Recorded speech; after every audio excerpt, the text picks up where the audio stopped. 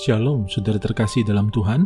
Bahagia sekali bisa berjumpa kembali dengan saudara melalui program Renungan Harian Channel 5M. Saya berdoa kiranya saudara dan seluruh keluarga selalu dalam keadaan sehat dan senantiasa aman dalam perlindungan, penyertaan, serta pemeliharaan Tuhan yang ajaib.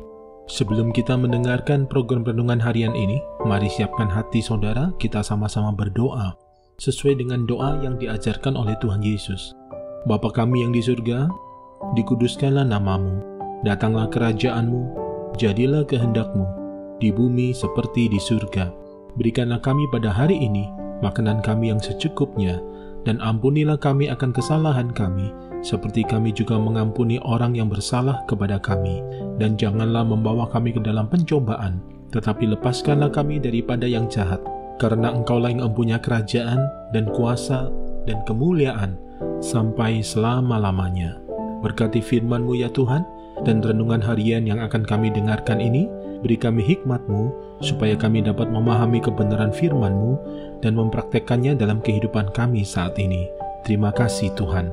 Dalam nama Tuhan Yesus kami berdoa, dan kami siap diberkati melalui episode ini. Amin. Saudara terkasih dalam Tuhan, dalam 6 episode terakhir renungan harian ini, kita telah belajar tentang konsekuensi, tanggung jawab, dan kewajiban yang harus kita lakukan sebagai orang percaya.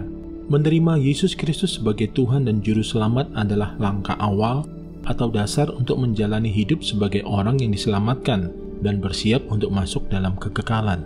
Namun itu saja belum cukup, karena selagi kita masih hidup di dunia yang penuh dengan cobaan dan tantangan iman ini, kita masih memiliki tanggung jawab untuk menjaga supaya dasar keselamatan yang telah kita terima itu tetap kita pegang dan membawa kita masuk dalam kekekalan.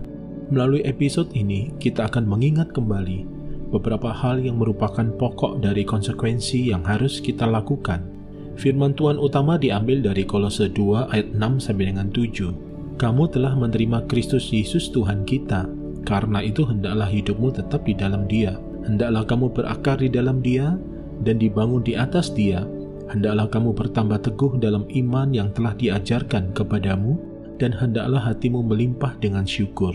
Mari kita lihat poin yang pertama, tetap di dalam Dia. Hidup tetap di dalam Dia artinya hidup secara konsisten dan terus-menerus dalam iman kepada Tuhan Yesus.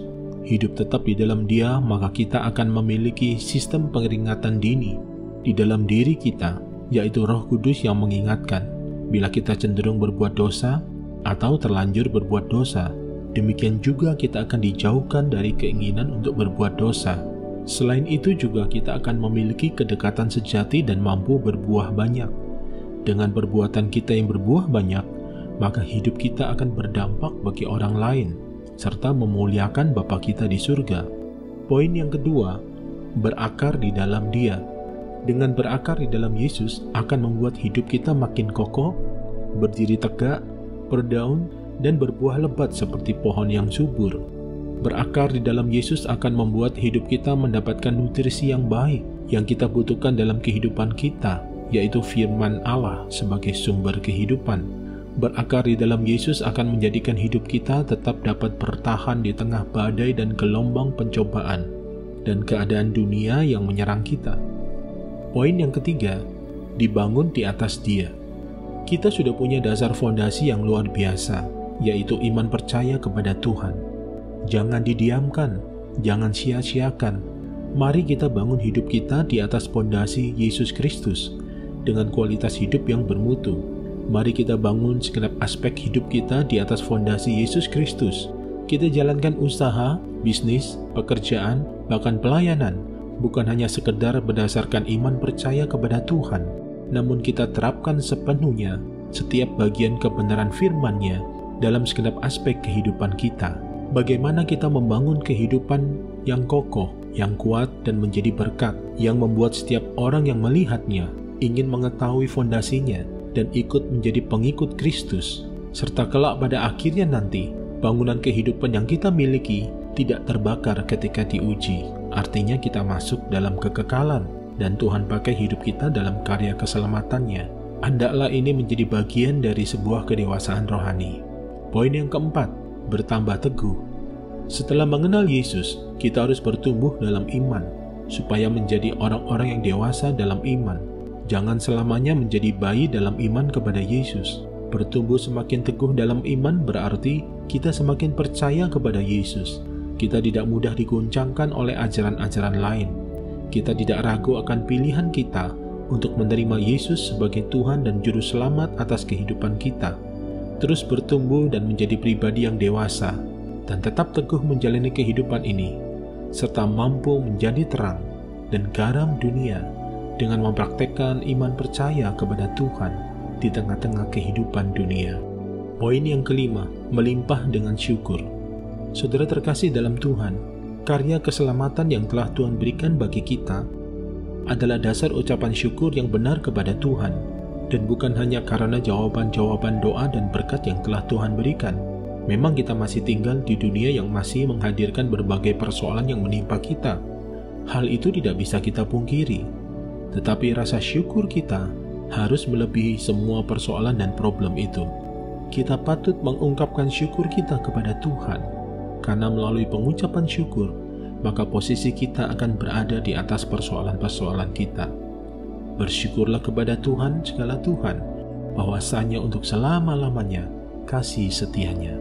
Saudara terkasih dalam Tuhan, demikianlah 5 hal yang harus kita lakukan sebagai konsekuensi sebagai orang-orang yang telah menerima Yesus sebagai Tuhan dan Juru Selamat dalam kehidupan kita.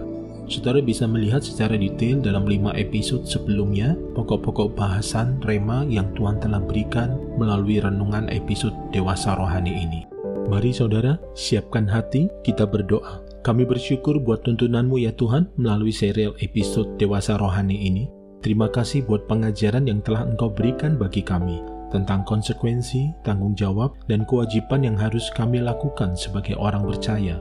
Mampukan kami untuk senantiasa hidup tetap di dalam Tuhan, berakar di dalam Tuhan, dibangun di atasnya, bertambah teguh, dan hati kami senantiasa melimpah dengan syukur, sehingga iman kami semua semakin bertumbuh dan menjadi dewasa sepenuhnya. Terima kasih Tuhan. Mari saudara-saudara terkasih dalam Tuhan, siapkan hati saudara untuk terima berkat dari Tuhan. Sempurnakan episode renungan harian ini melalui berkat-Mu ya Tuhan.